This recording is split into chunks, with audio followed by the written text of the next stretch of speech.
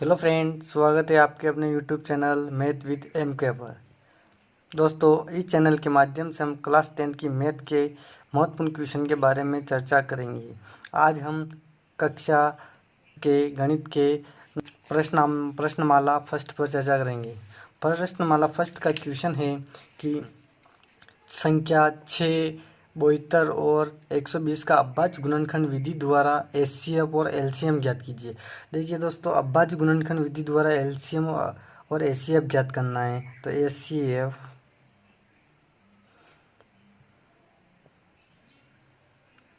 अभाज्य गुणनखंड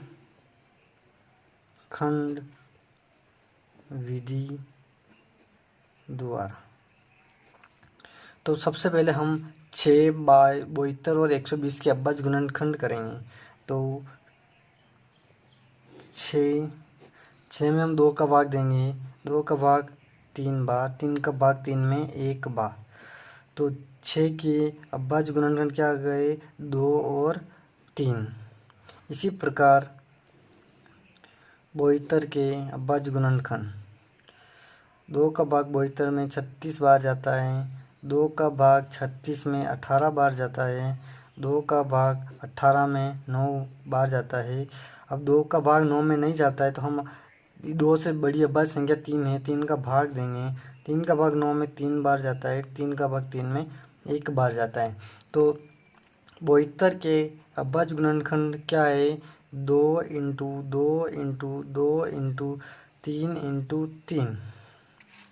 अब इसी प्रकार हम 120 के अभाज्य गुणनखंड निकालेंगे। 2 का भाग देंगे तो 2 का भाग 12 में 6 बार जाता है, 0 उत्तर 60 बार गया। 2 का भाग 60 में 30 बार जाता है, 2 का भाग अब हम 30 में देंगे, 15 बार जाएगा। 2 का भाग नहीं जाएगा, अब 3 का भाग देंगे, 3 का भाग 15 में 5 बार जाता है, 5 का भाग 5 में 1 बार जाता है। तो इसी प्रकार 120 के अभाज्य गुणनखंड क्या है? 2 इंटू 2 इंटू 2 इंटू 3 इंटू 5। अब हमें एचसीएफ निकालना है, तो एचसीएफ का मतलब होता है हाईएस्ट कॉमन फैक्टर। तो अब इनमें से जो कॉमन है वो निकालेंगे। 6 का 2 इंटू 3, 72 बराबर 2 इंटू 2 इंटू 2 इंटू 3 इंटू 3। 120 का क्या थे?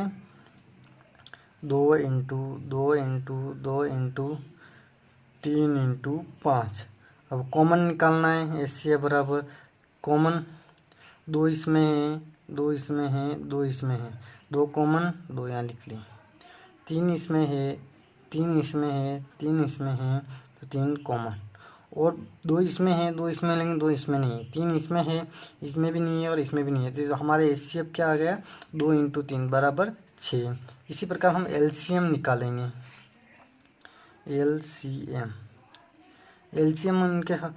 निकालने में एलसीएम हम इन तीनों का 6, 72 और 120 का हम तीनों का साथ में निकालेंगे।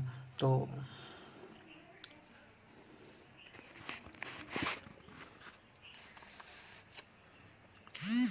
6, 72, 120। 2 का भाग 6 में कितनी बार जाता है? 3 बार। 2 का भाग 72 में 36 बार। 2 का भाग 120 में 60 बार। फिर 2 का देंगे, नहीं जाता, 3 की 3, 2 का भाग 18, 2 का भाग 60 में देंगे 30 बार। फिर से 2 का भाग देंगे, 2 का भाग 3 में नहीं जाता, 2 का भाग 18 में 9 बार, 2 का भाग 30 में 15 बार। बाकी तीनों संख्याओं में 2 का भाग नहीं जाता। अब हम 3 का भाग देंगे। 3 का भाग 3 में 1 बार, 3 का भाग 9 में 3 बार, 3 का भाग 15 में 5 बार। 3 का भाग 3 में 1 बार, 5 में नहीं जाता, 5 का 5। अब 5 का भाग देंगे, 1, 1 और 1। तो हमारे एलसीएम क्या है? 2 into 2 into 2 into 3 into 3 into 5।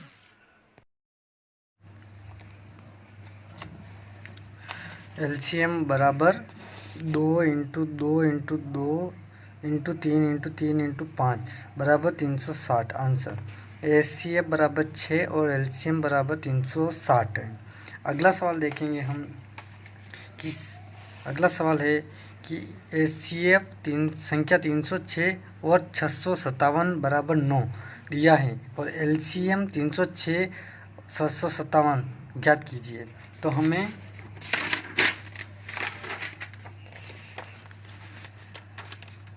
दिया है HCF बराबर दिया है HCF बराबर कितना दिया हुआ है 306 और 657 का 9 दिया हुआ है। HCF बराबर 9 है तो LCM ज्ञात करना है। हम जानते हैं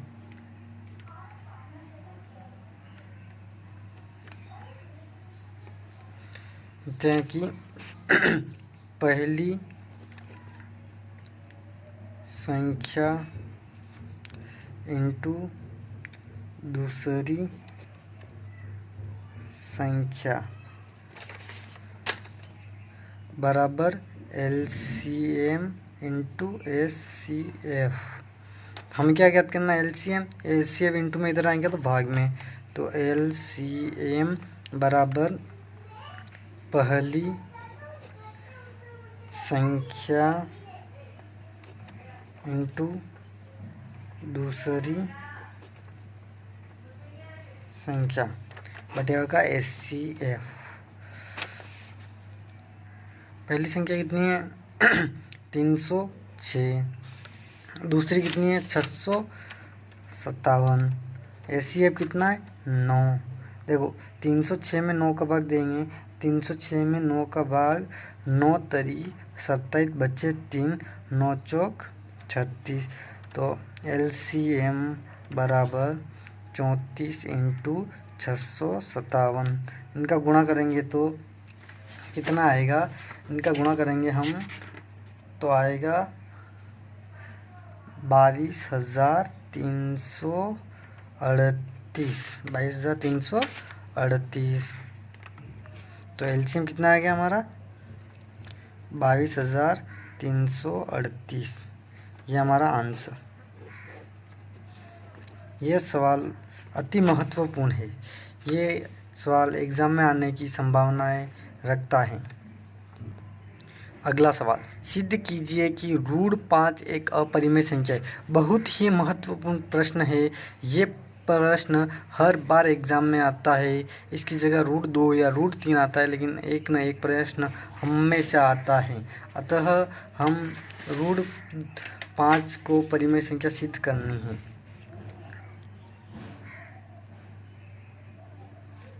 हल,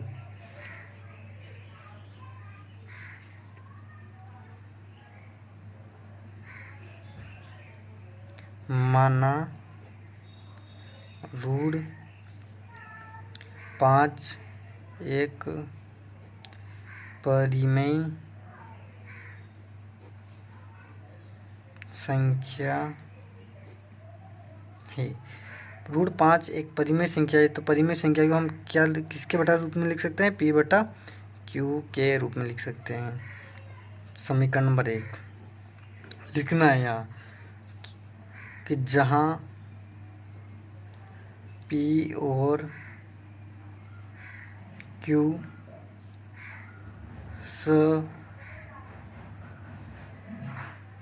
सहअभाज्य संख्या है। जहाँ P और Q क्या एक सहभाज्य संख्या है तथा Q ≠ 0।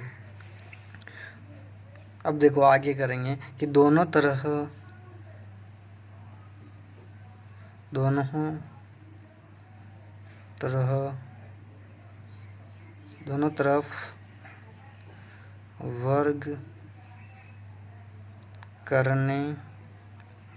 वर्ग करने पर √5 का स्क्वायर बराबर P² बटेगा का Q²। √5 का स्क्वायर क्या होगा 5 बराबर P² बटेगा का Q²। ये Q इंटू में है, भाग में है, इधर जाएंगे तो इंटू में हो जाएगा, तो Q² बराबर P²। ये 5 यहाँ इंटू में उधर जाएंगे तो भाग में, तो Q² बराबर P² बटेगा का 5 समीकरण नंबर 2 दे दो, इसको लिखा हूँ। पी स्क्वायर 5 से विभाज्य है, अर्थात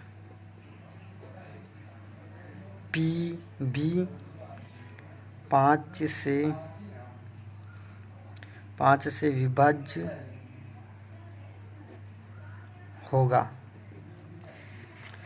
देखो अब हमने क्या माना, ये सहअभाज्य संख्या है, सहअभाज्य संख्या है। सहअभाज्य संख्याओं में कोई भी उभयनिष्ठ गुणनखंड नहीं होता है, तो एक सहअभाज्य संख्याओं का HCF हमेशा 1 होता है। अर्थात हम यहाँ पर मान रहे हैं कि पी का एक अभाज्य गुणनखंड है, तो अर्थात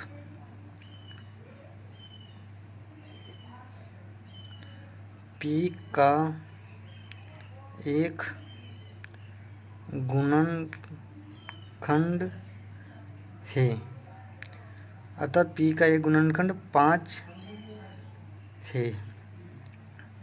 इसलिए P बराबर 5m। m क्या है कि हम P 5 का भाग P स्क्वायर में दे रहे हैं, तो कितनी बार जा रहा है, m बार जा रहा है। P का मान समीकरण 2 में रखने पर, रखो समीकरण 2 कहाँ रहेगी, यानी क्यू स्क्वायर बराबर पी स्क्वायर बटेगा 5 है, तो क्यू स्क्वायर बटेगा पी का मान कितना आया 5m, 5m का स्क्वायर बटेगा 5, क्यू स्क्वायर बराबर 5 का स्क्वायर 25, m का स्क्वायर m बटेगा 5, 5 का भाग 25 में कितनी बार जाएगा, 5 बार, 5m स्क्वायर। ये 5 इंटू में इधर जाएंगे तो भाग में, तो क्यू स्क्वायर बटेगा 5, क्यू स्क्वायर 5 से विभाज्य है, अर्थात क्यू भी 5 से विभाज्य होगा, 5 से विभाज्य होगा। अतः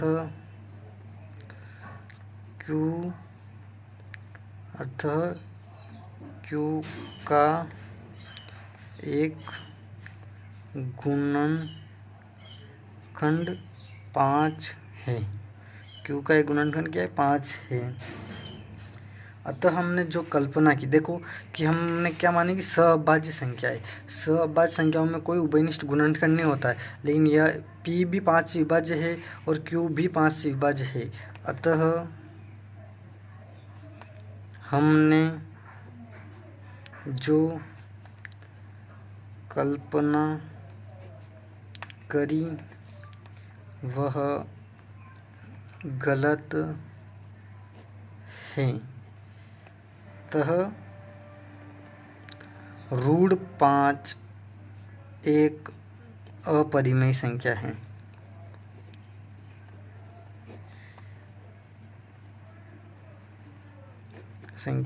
ये प्रश्न बहुत ही महत्वपूर्ण है, ये प्रश्न हर बार एग्ज़ाम में आता है, इसकी जगह संख्या चेंज होती है लेकिन पैटर्न ये का ही रहता है, इसलिए ये सवाल महत्वपूर्ण है। इसलिए इस सवाल को आप एक बार नहीं 2 बार देखिए और समझें। अगला सवाल ये भी बहुत ही महत्वपूर्ण है, ये हर बार 1 नंबर में पूछा जाता है कि लंबी विभाजन प्रक्रिया किए बिना बताइए कि दशमलव प्रसार शांत है या अशांत आवर्ती है।